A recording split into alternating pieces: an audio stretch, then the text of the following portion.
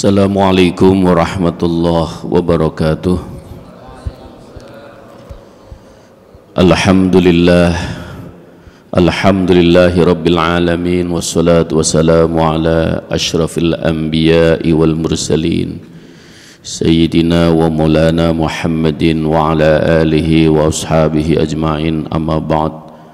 Puji syukur marilah kita panjatkan kehadirat Allah Subhanahu wa ta'ala atas nikmat dan karunia-Nya. Pagi hari ini kita kembali bersama-sama untuk berdoa, membaca Asmaul Husna, Yasin, dengan harapan mudah-mudahan Allah Subhanahu wa ta'ala senantiasa melimpahkan rahmat dan barokahnya kepada kita semua, keluarga kita semua, tetap dalam keadaan iman, sehat walafiat, dimudahkan segala urusan kita, disampaikan hajat kita, dan juga dijadikan keluarga kita keluarga yang soleh dan solihah. Untuk negeri kita tercinta, mudah-mudahan senantiasa Allah limpahkan rahmat dan barokahnya. Salawat dan salam marilah kita sampaikan kepada junjungan Nabi kita Muhammad sallallahu alaihi wasallam beserta keluarganya, para sahabatnya, dan kepada para umatnya. Mudah-mudahan kita termasuk umatnya yang istiqomah dalam mengikuti ajaran-ajaran dan sunnahnya. Bapak-bapak, ibu-ibu yang dimuliakan Allah, melanjutkan kajian kita dalam rangka memantapkan keimanan kita kepada Allah Subhanahu wa ta'ala dengan pendekatan Asmaul Husna. Kita mengenal Allah lewat nama-nama indahnya. Walillahil asmaul husna fad'uhu biha. Kepunyaan Allah nama-nama yang indah, dan berdoalah kamu dengan nama-nama yang indah itu. Ma'asyiral muslimin rahimakumullah. Asyraful ulum ma'rifatullah. Ilmu yang akan memuliakan dirimu adalah ilmu engkau mengenal kepada Allah. Dan dari ini kita akan mengenal Allah yang ke-65, Al-Wajid Jalla Jalaluh. Dialah Allah yang maha menemukan. Al-Wajid, dia juga Allah yang maha kaya dan dapat melaksanakan apa saja yang dikehendaki. Itulah Allah Subhanahu wa ta'ala. Maka tidak ada yang hilang. Apapun yang terjadi dalam perspektif manusia hilang, di mata Allah tidak ada yang hilang, semuanya ada. Apakah harta kita, apa keluarga kita, atau saudara kita, sahabat kita dalam satu keadaan insiden tertentu hilang, tidak ada yang hilang di mata Allah, semuanya ada. Dan begitu juga ketika dalam keadaan tertentu tidak lagi ternampak wujud jasadnya, bahkan sudah terpisah entah di mana. Bagi Allah Subhanahu wa ta'ala itu sangat mudah dan itu akan disatukan kembali. Dialah Allah yang maha agung dengan Al-Wajidnya. Maka Allah Al-Wajid menurut Imam Al-Ghazali dalam memberikan paparan tentang Al-Wajid, pemahaman Al-Wajid menurut Imam Al-Ghazali, dialah Allah yang sehingga tidak membutuhkan sesuatu apapun bagi makhluknya, karena bagi Allah Subhanahu wa ta'ala sudah cukup. Allah Al-Ghaniyyu yang maha kaya, sehingga di balik Al-Wajid itu ada Al-Ghanina dan ada Al-Alim. Allah tidak butuh terhadap segala sesuatu karena Allah memiliki segala sesuatu. Allah Al-Alim, di balik Al-Wajid ada Al-Alimnya, dialah Allah yang mengetahui tentang segala sesuatu. Karena itu dia Allah yang bisa melaksanakan apa saja yang dikehendaki. Ini akan memberikan kesadaran bagi kita sebagai seorang mukmin yang mengimani tentang keagungan dan kebesaran Allah Subhanahu wa taala, bahwa ada kekuatan di luar jangkauan manusia. Ada sesuatu hal yang bisa menentukan segalanya, dan bahkan dialah Allah yang bisa melakukan apa saja yang dikehendakinya. Namun demikian Allah Subhanahu wa taala, sekalipun Allah Subhanahu wa taala itu bisa melakukan apa saja yang dikehendakinya, tapi Allah Subhanahu wa taala juga melekat dalam zatnya lewat asma'nya bahwa Allah itu maha bijaksana, Al-Hakim. Allah itu maha pemberi, Allah itu maha murah, sehingga apapun yang ditetapkan oleh Allah, yakin bahwa itu adalah untuk kebaikan bagi makhluknya. Disinilah maka kita senantiasa untuk berhusnudzon. Rasulullah sallallahu alaihi wasallam mengingatkan, innallaha indadh-dhanni abdi. Allah itu berada di atas persangkaan hambanya.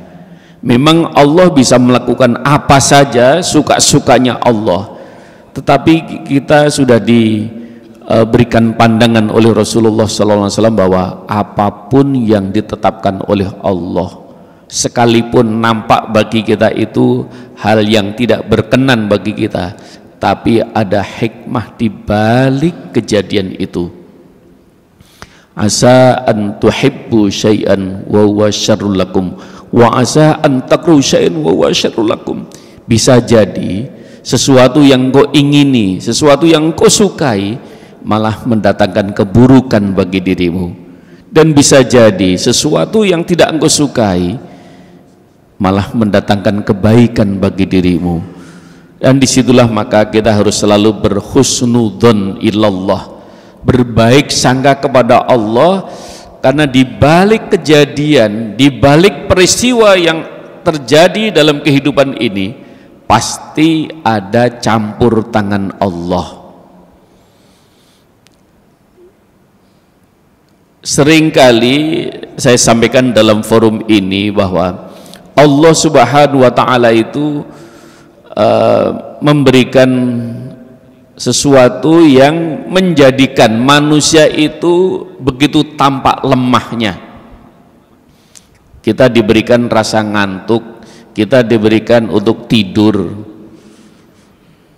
Itu adalah menunjukkan bahwa itu kelemahan manusia, tapi di balik kelemahan itu adalah anugerah. Yang tidak pernah ngantuk dan tidak pernah tidur ya hanya Allah, la ta'khudhuhu sinatu wa la naum. Tapi ketahuilah bahwa di balik sesuatu yang diberikan oleh Allah dan menunjukkan kelemahan bagi manusia, karena bagaimana tidak ketika seseorang sudah datang rasa ngantuk dalam dirinya, itu manusia berada pada posisi yang lemah, pegang pulpen aja jatuh gitu, karena sedang ngantuk, apalagi tidur. Tapi di balik kelemahan itu Allah menyelipkan tentang fadl dan rahmatnya. Betapa tidak kalau kehidupan ini tidak dikasih rasa ngantuk oleh Allah, tiba-tiba tidur, sedang membawa kendaraan berada di jalan tol, tiba-tiba nggak pakai ada rasa ngantuk, tiba-tiba langsung tidur, ya pasti itu akan berakibat fatal bagi seseorang. Nah, di balik keterbatasan manusia, Allah selipkan fadl dan rahmatnya. Ada yang mengandai-andai, coba kalau kita tuh bisa melihat langsung tembus pandang, wah enak kali. Jadi pandangan kita bisa tembus, pokoknya nggak ada yang bisa tabir, semuanya bisa tembus, tembok tembus, di balik tembok ada apa kita bisa melihat. Pendengaran kita nun jauh di sana kita bisa mendengarkan, orang sedang berbisik kita juga bisa dengarkan, sehingga kalau ada orang membicarakan kita tahu apa yang dibicarakan itu mengandai-andai. Tapi Allah Subhanahu wa taala memberikan batasan. Dalam posisi tertentu penglihatan kita sudah terhalang oleh sesuatu. Ada hijab, ada tembok, ada sekat, kita sudah tidak mampu. Pendengaran juga dalam jarak tertentu pendengaran kita sudah terbatas. Tapi itu juga lagi-lagi Allah menunjukkan itu kelemahan manusia, tapi sekaligus di balik kelemahan yang Allah berikan ada fadl, ada rahmat. Untung kita tidak tembus pandang, sehingga kita kalau berjalan kita bisa melihat, oh ini ada batas ini. Jangan tiba-tiba kita kejedot tembok baru, oh ini ada tembok ini. Begitu ada pembatas kita nabrak baru, oh ada pembatas. Nah, karena apa? Pandangan kita semuanya plong, tembus semuanya. Pendengaran juga begitu. Kapan kita bisa istirahat? Kita akan selalu terganggu. Kenapa? Begitu ramenya dalam kehidupan ini. Di belahan Israel sana sedang jatuh bom yang begitu dahsyat, kita kedengaran tung gitu, akhirnya kita akan terganggu. Jadi rupanya ma'asyiral muslimin rahimallah, jadi Allah itu senantiasa di balik kesemuanya itu ada fadl, ada rahmatnya, ada kebaikan, ada kemurahan, dan ada kasih sayangnya. Maka kita harus oleh Rasulullah SAW supaya hendaknya kamu senantiasa berhusnudzon kepada Allah, harus berbaik sangka kepada Allah, karena di balik kejadian yang kita alami, sesuatu yang kita tidak sukai ternyata mendatangkan kebaikan. Di balik sesuatu yang engkau sukai bisa jadi malah mendatangkan keburukan bagi kamu sekalian. Karena itu ma'asyiral muslimin rahimakumullah, walaqad ahidna ila adamin qablu fanasya walam najid lahu azma. Ada satu peristiwa di mana Allah Subhanahu wa taala dengan al-wajidnya, sesungguhnya telah kami perintahkan kepada Adam dahulu. Fanasya walam najid lahu azma, maka dia lupa dengan apa yang telah diperintahkan oleh Allah, apa yang sudah disampaikan oleh Allah. Didapatinya Allah tahu, Allah menemukan Adam itu dalam keadaan yang lemah dia. Ini ketika peristiwa Nabi Adam alaihissalam makan buah yang terlarang. Nabiullah Adam itu sudah dalam surat Toha ayat ke-115 Allah dulu sudah perintahkan, Allah sudah wanti-wanti, wala taqraba hadhihi syajarah fatakuna minadh dhalimin. Jadi di ayat yang lain Allah sudah ingatkan, engkau boleh menikmati apa saja yang ada di surga ini, tapi engkau dilarang untuk mendekati satu pohon ini saja. Itu dulu Allah juga sudah pesankan. Tapi rupanya manusia itu seringkali lupa dengan apa yang sudah diingatkan oleh Allah, sudah dilarang oleh Allah. Nabi Adam juga begitu, dia lupa, berada dalam posisi yang lemah. Kenapa? Nabi Adam alaihissalam ketika dibujuk oleh syaitan, dia bisa enggak, ini dilarang oleh Allah. Tapi ketika dibujuk oleh pasangan yang dicintainya, dia pada posisi yang lemah. Kenapa? Karena orang yang mencintainya itu, orang yang dicintainya itu, begitu sudah dia membujuk, dia lupa, dia pada posisi yang lemah. Maka Sayyidatina Hawa membujuk, karena Sayyidatina Hawa dikabarkan mendapatkan kabar, saya dapat kabar bahwa ini pohon ini adalah hadhihi syajaratul khuldi, ini pohon abadi Adam. Siapa yang makan pohon ini akan selamanya di sini di dalam surga. Supaya kita nggak keluar dari surga, maka kita harus makan pohon ini, makan buahnya ini. Nah, atas nama cinta, atas nama rasa sayang, maka akhirnya Nabiullah Adam alaihissalam pada posisi, karena seseorang itu kalau sudah menuruti kehendak nafsunya itu pada posisi yang sangat lemah. Beda dengan pada posisi kesadaran imannya. Pada saat kesadaran imannya dia mengatakan ini dilarang oleh Allah, tapi pada saat disentuh tentang ini nanti jangan-jangan sampai nanti akhirnya pasanganku nanti nggak sayang sama aku, akhirnya dia pada posisi yang lemah. Akhirnya apa yang terjadi? Adam alaihissalam, Nabiullah Adam alaihissalam memetik buah itu dan dimakan bersama. Ketika terbuka auratnya baru menyadari bahwa iya ini kan dilarang sesungguhnya oleh Allah. Nah, tsummastabahu rabbuhu fataba alaihi wahada. Kemudian Allah Subhanahu wa taala memilihnya. Ya nggak apa-apa, itu namanya juga manusia. Kemudian engkau bertobat kepada Allah dan Allah akan memberikan hidayah kepadamu.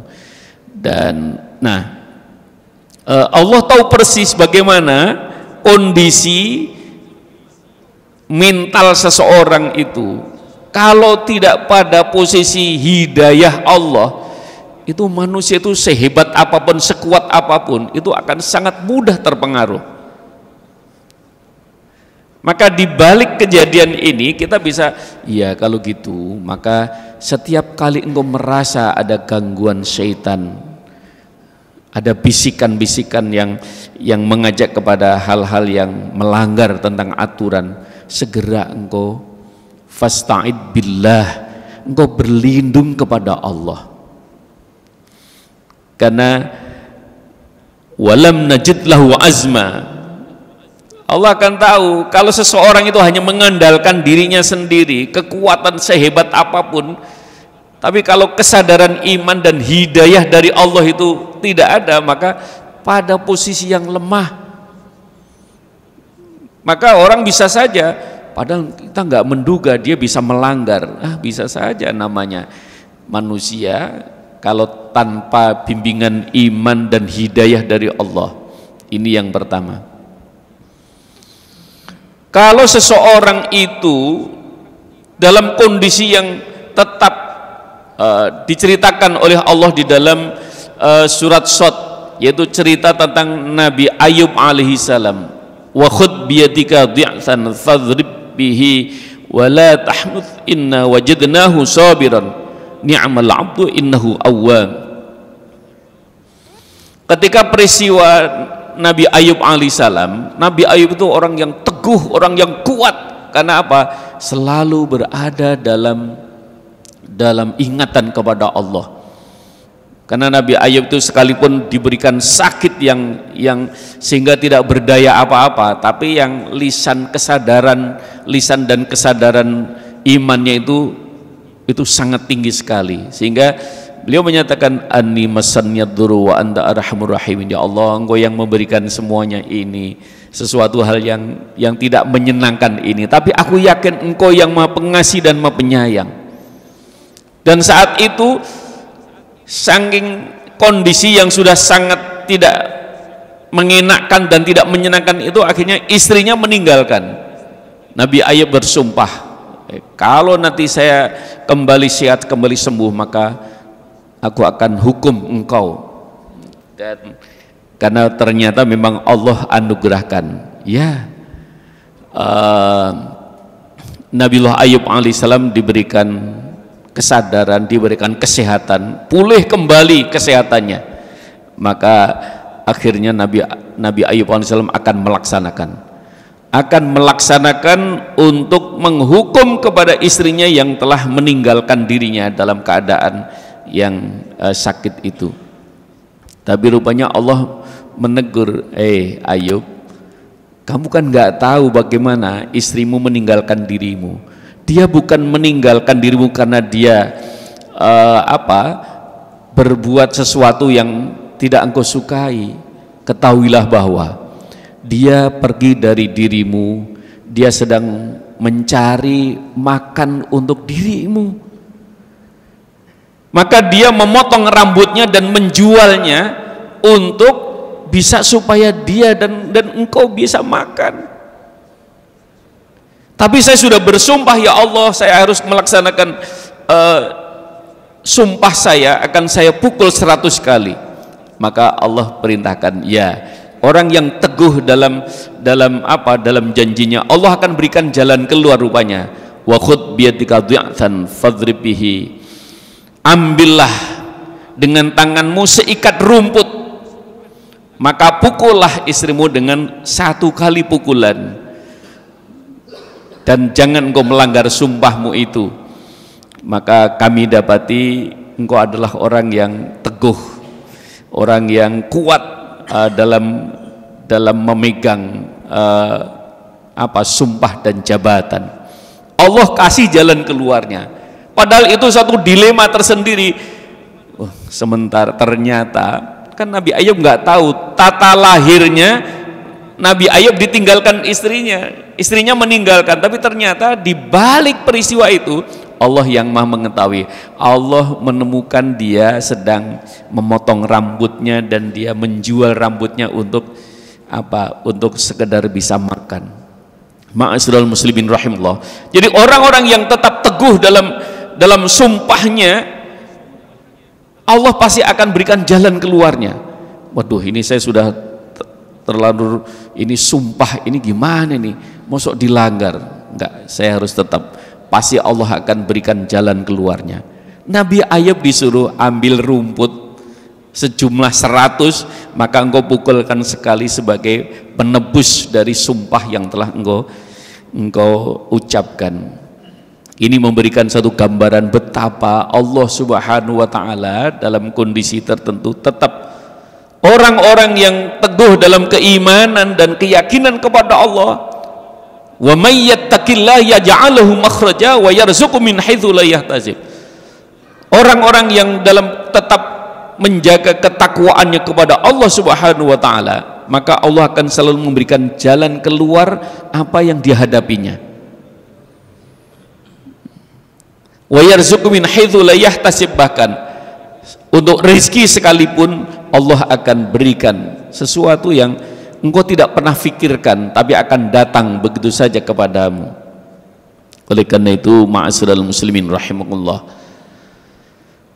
ada satu peristiwa juga yang al-wajidnya Allah itu bagaimana ketika Nabi Muhammad sallallahu alaihi wasallam, Allah habarkan di dalam surat Ad-Duha, alam yajidka yatiman fa'awa wa wajadaka dhalan fahada wa wajadaka 'ailan fa'aghna.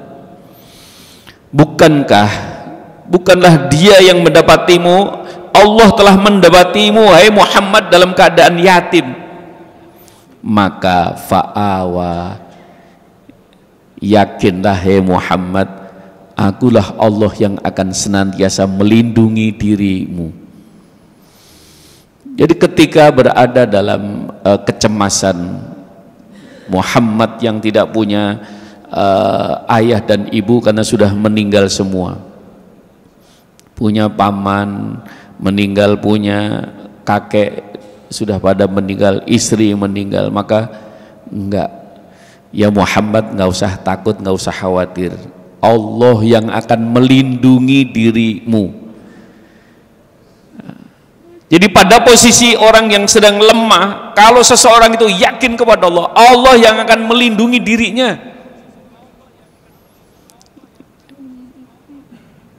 Wa wajadaka dhalan fahada, dan ketika engkau berada, Allah mendapatimu orang yang sedang dhalan itu gundah gulana, sedang bimbang, maka fahada, Allah akan memberikan petunjuk.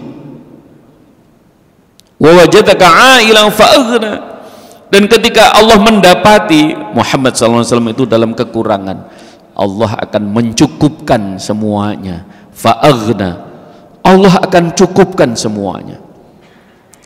Ma'asyiral muslimin, jadi al-wajidnya wajibnya Allah itu, kalau seseorang itu yakin kepada Allah Subhanahu wa taala, dalam posisi lemah Allah yang akan menjadi pelindungnya.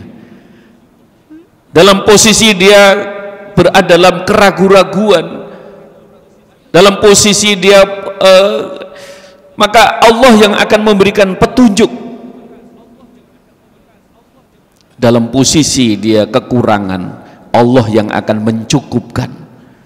Maka al-wajidnya Allah, mengenal al-wajid Allah itu, sehingga kita ini akan semakin kehidupan manusia akan silih berganti. Wa tilkal ayyamu nudawiluha bainan nas, hari-hari akan dipergilirkan oleh Allah kepadamu. Maka bagi orang yang beriman, dalam posisi apapun, iman, keyakinan kepada Allah harus tetap dijaga dengan sepenuh hati, sehingga akhirnya Allah Subhanahu wa taala dalam posisi apapun, Allah yang akan datang menyertai dan membantu, menolong, melindungi diri kita. Oleh karena itu, ma'asyiral muslimin rahimakumullah, maka mengenal al-wajidnya Allah dalam rangka menguatkan keyakinan kita kepada Allah Subhanahu wa taala, bahwa keadaan tertentu bisa jadi akan datang kepada kita, tapi kita punya keyakinan, kita punya pelindung agung, itu Allah Subhanahu wa taala. Kita punya Tuhan yang maha kuasa, yang maha segalanya, dan kita punya Tuhan yang begitu murahnya kepada kita. Karena itu, dalam menghadapi situasi dan kondisi tertentu, orang-orang yang cukup imannya menjaga keyakinan dengan sepenuh hatinya, maka sebagaimana Allah nyatakan, man amila sholihan min dzakarin aw untha wa huwa mu'minun falanuhyiyannahu hayatan thayyibah. Jadi siapa saja kamu sekalian yang senantiasa menjaga keimanan, menjaga kebaikan laki-laki atau perempuan, maka Allah akan menjadikan kehidupannya dalam keadaan baik-baik saja. Disinilah maka bapak-bapak, ibu-ibu, dan saudara-saudara sekalian, marilah kita terus jaga keimanan dan keyakinan kita. Kita mengenal Allah al-wajidnya ini, sehingga kita akan tambah, kita kuat dalam menghadapi keadaan apapun juga. Ini diperlukan satu sikap mental, suatu kesadaran iman yang tinggi. Dengan begitu maka Allah Subhanahu wa taala, wa may yattaqillah yaj'al lahu makhraja wa yarzuqhu min haitsu la yahtasib. Asal engkau tetap menjaga ketakwaanmu, maka Allah akan selalu memberikan jalan keluar apa saja yang kamu dapati, dan Allah akan memberikan rizki yang tidak pernah kamu fikirkan, tapi akan datang dari mana saja Allah tetapkan. Mudah-mudahan bermanfaat. Marilah kita di penghujung ini kita senantiasa memohon kepada Allah Subhanahu wa taala, mudah-mudahan kita dikuatkan iman kita dalam mengemban tugas apapun dan dimanapun. Kita tidak merasa sendiri karena kita ada Allah. Kita melaksanakan tugas apapun dimanapun, kita akan merasa yakin bahwa Allah bersama kita. Mudah-mudahan bermanfaat. Lillahi ta'ala al-Fatihah. A'udzubillahi minasyaitonirrajim. Bismillahirrahmanirrahim. Alhamdulillahi rabbil alamin, arrahmanirrahim, maliki yaumiddin. Iyyaka na'budu wa iyyaka nasta'in. Ihdinas siratal mustaqim, siratal ladzina an'amta 'alaihim ghairil maghdubi 'alaihim waladdallin.